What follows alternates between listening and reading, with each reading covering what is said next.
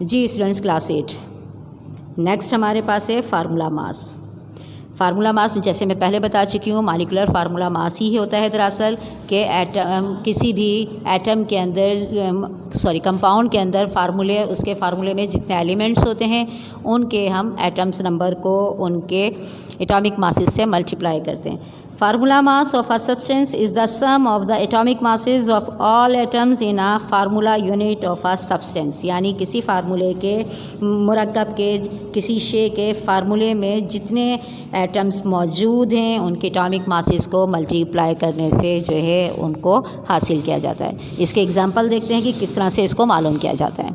जी example देखिए, formula mass मालूम करने के लिए हम फार्मूला है हमारे पास सोडियम क्लोराइड, जो आम खाने वाला खुर्दनी नमक है वो सोडियम क्लोराइड। सबसे पहले वही कि इसमें हमें लिखना, इसको थोड़ा सा चेंज लिखना होगा, सोडियम। दूसरा हमारे पास एटम क्लोरीन।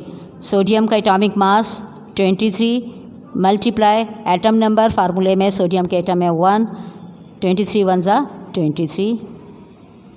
क्लोरीन का एटॉमिक मास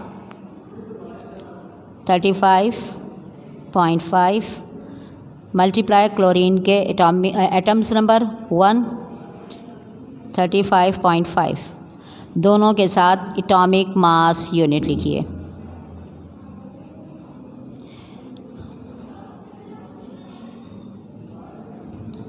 आप इनको प्लस कर लीजिए। सोडियम क्लोराइड का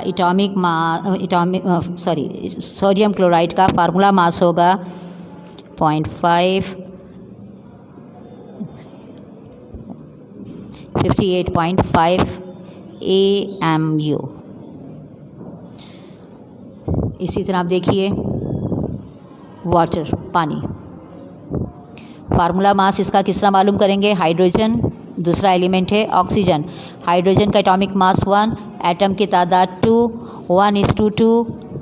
ऑक्सीजन का atomic mass 16, atoms number 1 equal to 16 1 ज़ा 16।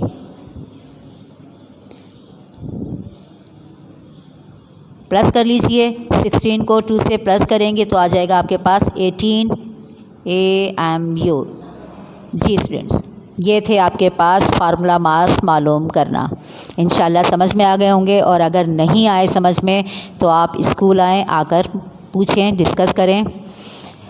इंशाल्लाह अगली क्लास के तक अल्लाह हाफिज़।